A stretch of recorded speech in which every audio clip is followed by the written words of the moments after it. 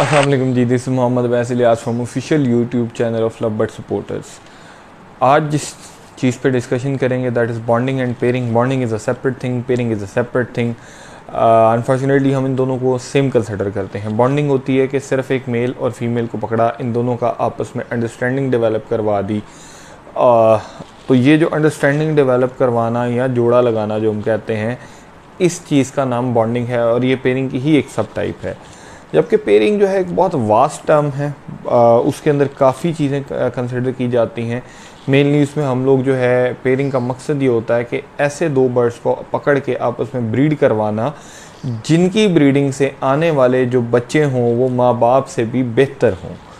तो जो ये काम है पेयरिंग वाला, इसके लिए आपको बहुत ज़्यादा नॉलेज चाहिए होता है, जिसमें नॉलेज ऑफ सिलेक्शन सबसे ज़्यादा है। आपको बर्ड्स के फीचर्स का आइडिया होना चाहिए यार, कि इस बर्ड में क्या फ़ीचर है, इसमें क्या है, इनको आपस में लगाऊंगा तो क्या आएगा, ये दो बर्ड्स हैं सेम फीचर कैरी कर रहे हैं, इनको लगाऊंगा तो आगे क्या नुकसान क्या फ़ायदा है।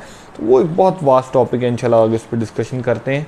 अब आ जाते हैं जी बॉन्डिंग के ऊपर। बॉन्डिंग भाईजान, आपने जब डब्बा लगाना है तो उससे 30 डेज़ पहले आपका पेयर आपस में बाउंड होना चाहिए। अगर आपका पेयर बाउंड नहीं होगा तो इसका सबसे बड़ा जो ड्रॉबैक देखने में आया वो यही है कि जैसे ही आप बॉक्स लगाते हैं, फीमेल जो होती है वो बॉक्स पे कब्ज़ा कर लेती है और मेल को बाद में बॉक्स के नज़दीक नहीं आने देती और मारती है। दूसरा इसका जो सबसे बड़ा ड्रॉबैक देखने में आया वो ये है कि फ़ीमेल अनफर्टाइल एग्स देने लग जाती है, क्योंकि आपस में प्रॉपर बॉन्डिंग डेवलप नहीं हुई होती। मेल फीमेल को मेट नहीं कर रहा होता, क्रॉस नहीं कर रहा होता, या मेल रेडी नहीं होता, फीमेल रेडी हुई होती है, वो डब्बा मल के बैठी होती है, तो वो मेल के बगैर ही हवाई अंडे उतार देती है। इसी वजह से होता है, हमें देखने में आया कि मोस्टली फर्स्ट क्लच जो हमारा अनफर्टाइल जाता है, उसकी सबसे बड़ी रीज़न एक ये भी है कि पेयर प्रॉपरली बाउंड नहीं हुआ होता, जिसकी वजह से फीमेल हवाई अंडे दे देती है हीट पे आके, जैसे हमारे यहाँ पे मुर्गियाँ भी देती हैं बगैर मुर्गे के।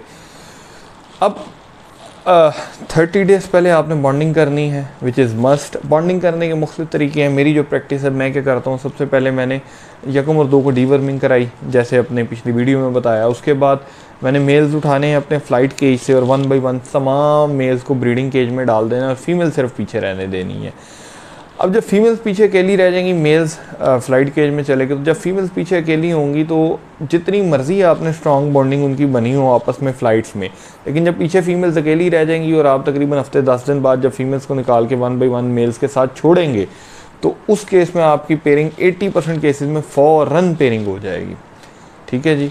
तो इसके अंदर यही है, पहले मेल्स डालें, हफ्ता 10 दिन गुजरे, उसके बाद आप फीमेल्स निकाल के 1 बाई 1 मेल्स के साथ छोड़ दें। 80% पेयर्स आपके इंशाल्लाह विदिन 5 to 10 मिनट्स बाउंड हो जाएंगे। एक चीज़ का ख्याल करना है कि बर्ड आपके डीएनए होने चाहिए। विदाउट डीएनए जितनी मर्जी उस्तादियाँ लगा लें जेंडर कंफर्म करने की, वो सारी उस्तादियाँ आपकी फ़ेल है। मैं एक आसान अल्फाज में बात करता हूँ कि यार हमारा जो एक जोड़ा है वो अप्रॉक्सीमेटली 500 रुपये महीना हमारा ख़र्चा लेता है। हमने अपनी उस्तादी के मुताबिक डीएनए तो कराया नहीं, 650 रुपये का डीएनए AVL वाले मेरे रेफरेंस से करके दे रहे हैं। अब डीएनए करवाया नहीं आप लोगों ने और अपनी उस्तादी के मुताबिक आपने जोड़ा लगा के केज में डाल दिया। अब 3 महीने जोड़ा लगा रहा, 1500 रुपये का भाईजान आपने उनको दाना खिला दिया, मेहनत आपने अपनी अलग ज़ाया की। 3 महीने बाद अखीर तंग आके जब आपने डीएनए कराया तो 1500 रुपये आपने तब भरा डीएनए का और 1500 का ये दाना, टोटल 3000।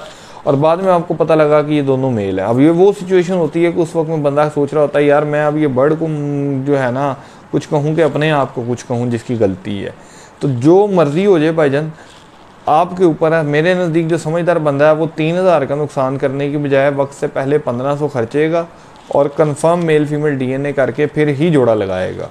उसके बगैर वो बॉन्डिंग की तरफ नहीं जाएगा। बाकी जो उस्ताद आदमी है उनको तो भाईजान सलूट है, बल्कि ये दोनों हाथों से जोड़ के मैं कहता हूँ कि भाईजान ये देखें, मेहरबानी है आपकी, शादियाँ लगाना छोड़ दें, चुप करके डीएनए कराएं और सुकून से ज़िंदगी गुजारें। होते हैं जो हमारे बाउंड नहीं हो रहे होते, अब उसके अंदर हम मुख्तलिफ ट्रिक्स लगाते हैं। उसमें क्या करते हैं, बॉन्डिंग ना होने की कुछ रीज़न्स ये होती हैं कि मेल या फीमेल की पहले किसी पेयर के साथ बॉन्डिंग हुई हुई थी, तो आपने वो बॉन्डिंग तोड़ के नई पेयरिंग कर रहे हैं, इसलिए फीमेल जो है ना अड़ी कर रही है, वो मेल के साथ बाउंड नहीं हो रही। एक इसमें रीज़न ये होती है कि मेल की एज कम होती है, फीमेल की एज ज़्यादा होती है। ठीक है जी, इस वजह से भी बॉन्डिंग नहीं हो रही होती है। और एक इसमें रीज़न ये होती है कि कलर ब्लाइंडनेस की, जैसे आपने सारे अल्बाइनो ही छोड़ दिए, अब जब आपने उसको लुटीनों के साथ पेयर करने जाना है वो भाईजान कभी भी पेयरिंग नहीं करेगा, क्योंकि वो एक हिसाब का कलर ब्रांड हो चुका होता है, उसने अपनी ज़िंदगी में अल्बाइनो के अलावा बर्ड ही कोई नहीं देखा होता, तो वो नए बर्ड को फिर एक्सेप्ट ही नहीं करता। इसीलिए कहते हैं कि फ़्लाइट केज में हर तरह का बर्ड छोड़ना चाहिए, ताकि बर्ड्स की डिफरेंट बर्ड्स के साथ इंटरेक्शन हो और उस वजह से उसको ये प्रॉब्लम ना फेस करना पड़े कम अज़ कम।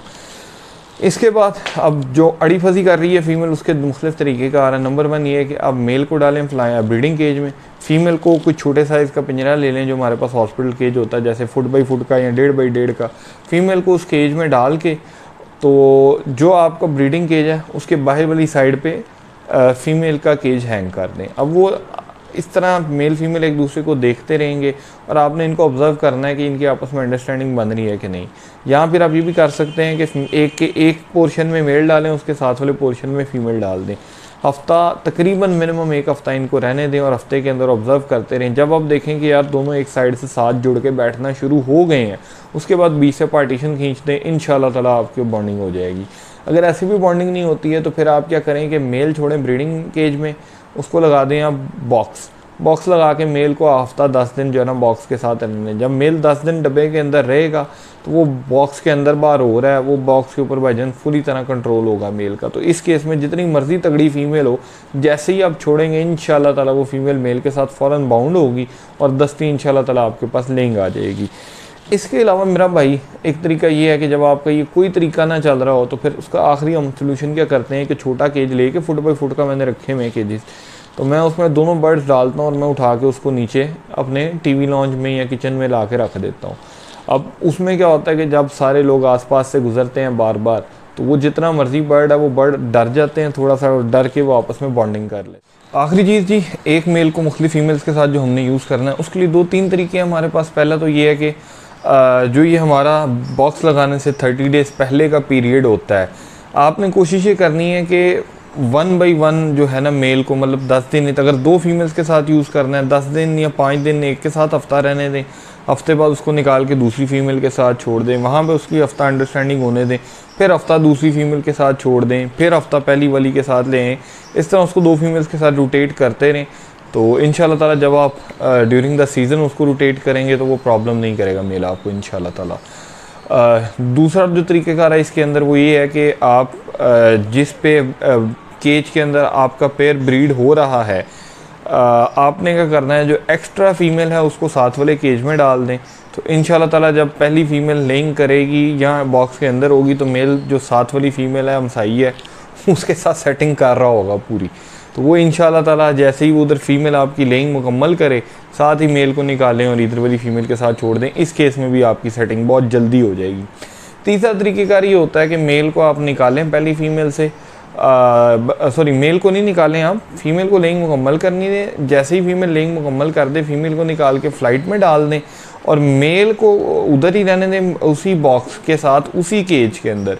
और जैसे ही फीमेल को निकालें, साथ ही अगले दिन दूसरी फीमेल पकड़ें और वो उसी मेल के साथ उसी ब्रीडिंग केज में छोड़ दें। केज नहीं बदलना मेल का, बॉक्स नहीं बदलना आपने मेल का, सिर्फ फीमेल निकाल के फ़्लाइट में डाल देनी है और फ्लाइट से दूसरी फीमेल निकाल के अगले दिन मेल के साथ छोड़ दीजिएगा।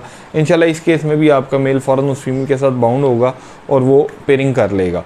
और अगर आप चाहते हैं कि जी मेरी ये फीमेल अंडों पे बैठी रहे और मैं जो ये मेल है इसको उठा के किसी दूसरी फीमेल के साथ ले जाऊँ, तो उस केस में आपने क्या करना है, आपने उस मेल को वहाँ से निकाल के दूसरे केज में डालें और उस केज के अंदर डब्बा लगा दें। डब्बा लगने के 10 दिन बाद, आप हफ्ते बाद तकरीबन आप दूसरी फीमेल छोड़ें उस मेल के साथ। तो इंशाल्लाह अगर मेल डब्बे के अंदर बाहर हो रहा है तो जैसे ही आप दूसरी फीमेल छोड़ेंगे तो मेल उसके साथ भी बॉन्डिंग करके तो लेंग दे देगा इंशाल्लाह ताला।